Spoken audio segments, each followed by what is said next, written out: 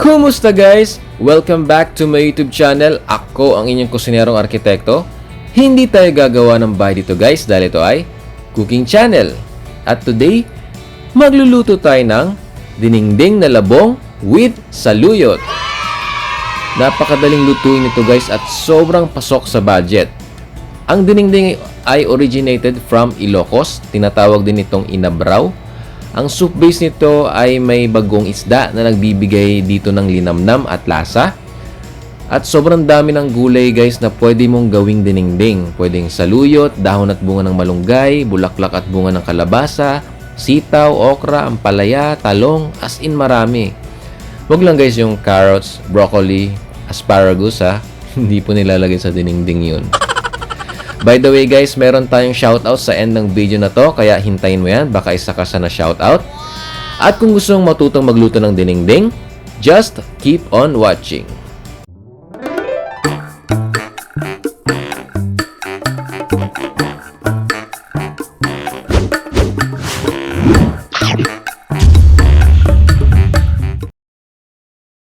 Pero bago tayo magluto guys, don't forget na pinutin po muna ang subscribe button at yung notification bell sa tabi nito para ma-update po kayo sa mga susunod kong upload. Ito na guys yung ating mga ingredients. Una, canola oil or any cooking oil of your choice. Gagamitin natin yan para pamprito sa ating tilapia. Next, 1 medium size of tilapia cut into 2. At gagamitan din natin yan ng kaunting asin. Next, 1/2 kilo of labong or young bamboo shoot. Yung labong or bamboo shoot ay yung bagong usbong na batang kawayan or young bamboo. Yan yung nakikita nyo sa paanan ng mga matandang kawayan na bagong tubo or baby bamboo. Edible siya or nakakain at maraming health benefits. Maganda ito sa heart dahil nakakabawas ito ng bad cholesterol. Meron din itong potassium para sa maayos na tibok ng ating puso. Meron din itong anti-cancer properties. Mataas din ito sa fiber. Meron din itong vitamins and minerals gaya ng vitamin A, vitamin B6, vitamin E, thiamine, niacin, folate, pantothenic acid, calcium, magnesium, phosphorus, zinc, copper, manganese, iron, selenium, at marami pang iba. O, akalaan nyo yun? Next, 5 cups of water na gagamitin natin sa pagpapakulo ng labong at another 5 cups of water para sa sabaw ng dinengdeng. Next, lasuna or kahit yung regular na sibuyas lang. Next, 1/2 cup bagong isda. 2 bundles ng saluyot or 2 tali ng saluyot. Hindi ko alam guys bakit yung iba ayaw ng saluyot. Malaway daw kasi. Pero alam nyo bang napakasustansya ng saluyot? Yung nabanggit kong nutrients kanina na meron sa labong ay meron din dito sa saluyot. O ha? Aarte ka pa ba? Next, ground black pepper and seasoning to taste. Una guys, hugasan muna natin ng mabuti ang ating mga labong. Nakahiwa na kasi to ng ating binili sa palengke. Ayan, hugasan lang natin to. Actually guys, maganda itong nabili nating labong dahil hindi pa siya magulang, malalambot pa siya at wala siyang matapang na amoy. Ayan. May nabibili nito guys na buo, yung buo pa pero medyo mahirap maghanap sa market na malapit dito sa amin. Then after natin tong hugasan, itabi muna natin to at lutuin muna natin ang ating tilapia. Ayan, nalinis at hinugasan na natin itong ating mga tilapia. Then lagyan muna natin ng kaunting asin. Ayan, i-massage nyo lang, i-rub nyo lang yung na maigi yung asin sa ating tilapia. Then, iprito na natin.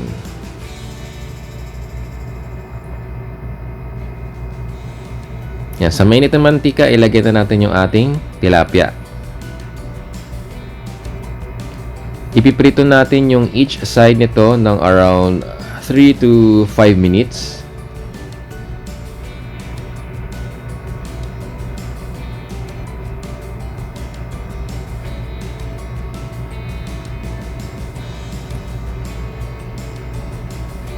Ayan po, sabi ko na nga ba. May tumawag kasi. Muntik na tuloy masunog. Ayan. Iprito lang din natin tong kabilang side.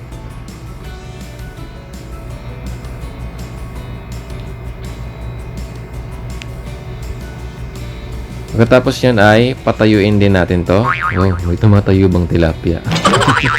Hindi, ganyan ninyo. Patayuin nyo siya para ma-prito rin yung side na yan.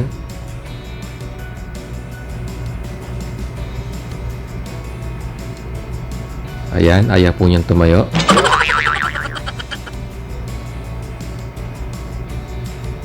Ayaw po niya. Oh, ayaw mo ha, sumandal ka dyan.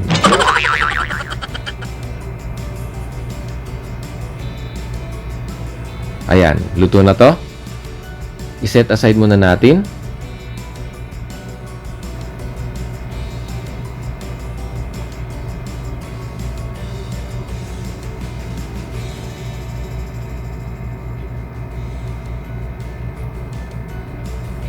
Then, lutuin muna natin yung ating mga labong.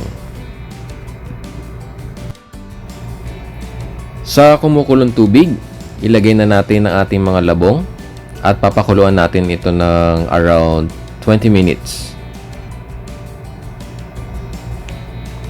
Guys, kaya natin to papakuluan, itong ating mga labong, ay dahil meron itong natural toxin or lason na tinatawag na cyanogenic glycoside. Pero namamatay or natatanggal ang lason na yan kapag maayos na naluto or napakuluan natin ang mga labong. Mamaya sasabihin nyo dyan, ay may lason pala yan eh. Natatanggal nga, di ba? Kulit. Yung toxin na yan, meron din yan sa kamoting kahoy or kasaba. O kumakain ka nga ng kamoting kahoy or kasaba cake eh. Arte nito. Joke lang. Wala pong pilitan if ayaw mo ng labong, okay? Ayan, luto na ito. Naka 20 minutes na. Hanguin na natin ito at i-drain na natin yung tubig. Ayan, sa isang colander or sa strainer ay i-drain natin ang mga labong. Hindi na natin kailangan yung pinagpakuluan nitong tubig. Guys, no need ng hugasan ha. Ayan, simutin lang natin to. Dami nakadikit sa ating kaserola. I-set aside muna natin to at lutuin na natin ang ating dinengdeng. Ding ding ding ding.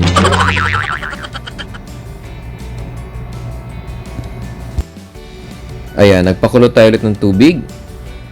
Sa kumukulong tubig ay ilagay na natin ang ating mga lasuna. Or pwede rin yung regular na sibuyas lang.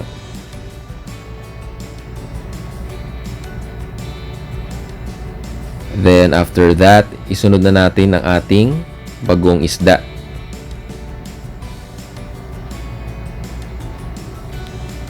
Yan, simutin lang natin to, sayang.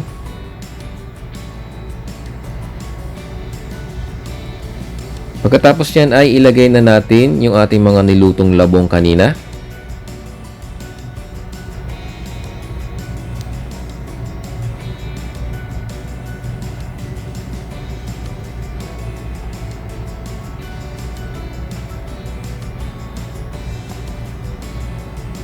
Haluin lang natin to ng kaunti at takpan natin at pakuluin natin ng around 5 minutes.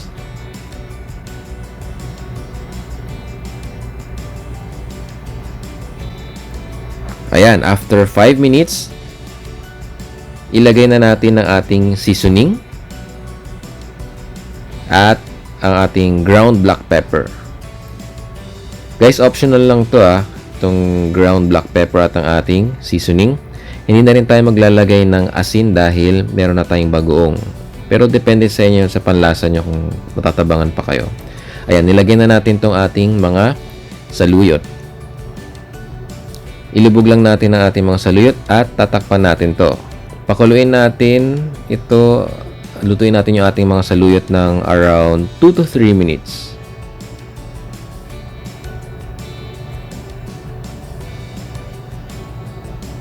Ayan, luto ng ating mga saluyot. Lumapot na kasi yung ating sabaw. Ilagay na natin yung ating prinito kaninang tilapia. Magbibigay ito or magdadagdag ito ng linamnam sa ating dinengdeng. Pwede rin kayo maglagay ng inihaw na isda if ayaw nyo ng prito. Takpan natin to at papakuloyin ulit natin ng around 2 to 3 minutes para lumasa na yung tilapia natin sa ating sabaw.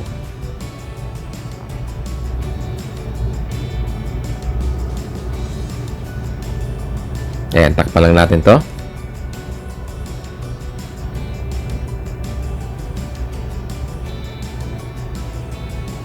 Ayan, luto na to guys. Bango guys. Ganito yung gusto kong amoy ng magiging girlfriend ko eh. Amoy bagoong.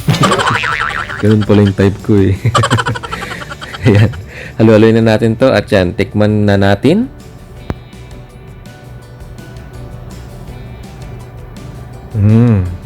Sarap.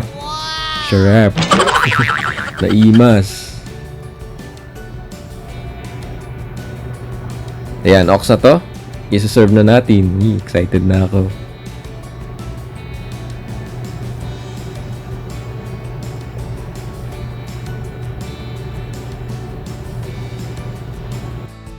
Eto na guys, luto ng ating dinengdeng na labong with saluyot.